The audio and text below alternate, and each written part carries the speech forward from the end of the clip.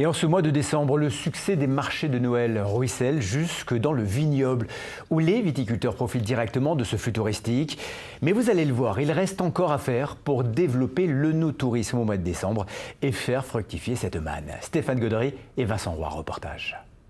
Donc là, on a du crément brut, 0 sulfite. Et ça change du vin chaud. Entre deux marchés de Noël, ces touristes belges font une dégustation de vin d'Alsace, mais pas n'importe où, directement dans l'œnothèque de leur hôtel, tandis que d'autres clients repartent avec quelques bouteilles au moment de quitter leur chambre. C'est toujours agréable de pouvoir allier les deux. C'est une occasion de goûter un peu, de découvrir de nouveaux domaines et pourquoi pas ramener quelques caisses de bons vins. On a tout sur place, en effet, on a le logement, le restaurant qui est à 100 mètres d'ici et puis alors on a accès au vin. Donc c'est vraiment, on fait tout en même temps, c'est chouette, c'est bien. Un hôtel directement accolé à une cave viticole. Il y a 6 mois, Georges et Pélagie Cherbe ont ouvert ce complexe qui, en ce mois de décembre, permet aux vignerons de capter une partie du flux touristique généré par les marchés de Noël. Le vin d'Alsace connaît également une crise comme d'autres régions et cela permet effectivement de toujours ramener de la nouvelle clientèle, en fait, des gens qui viennent. Et comme la dégustation est là en plein milieu de l'hôtel, en moment de détente, le soir ils dégustent et souvent cela déclenche l'achat le lendemain ou le soir même en fait.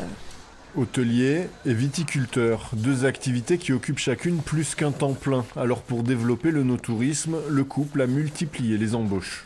C'est vraiment mon épouse qui est responsable du côté hôtelier et moi je continue mon cœur de métier qui est le métier de vigneron. Alors ça demande, c'est vrai, beaucoup de flexibilité, mais au fond on fait en sorte, on essaye au fur et à mesure de bien s'entourer avec du personnel compétent. Et dans tout le vignoble, le mois de décembre voit défiler les clients dans les caves. Mais si l'on veut les voir revenir avant l'an prochain, il ne suffit plus de leur vendre les vins qui garniront les tables de fête.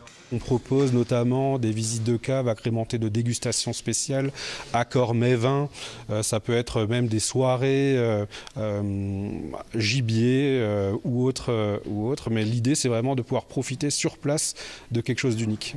Offrir des expériences centrées sur la vigne et le vin, c'est tout l'enjeu pour faire de l'œnotourisme une activité non saisonnière, indépendante du calendrier touristique classique en Alsace.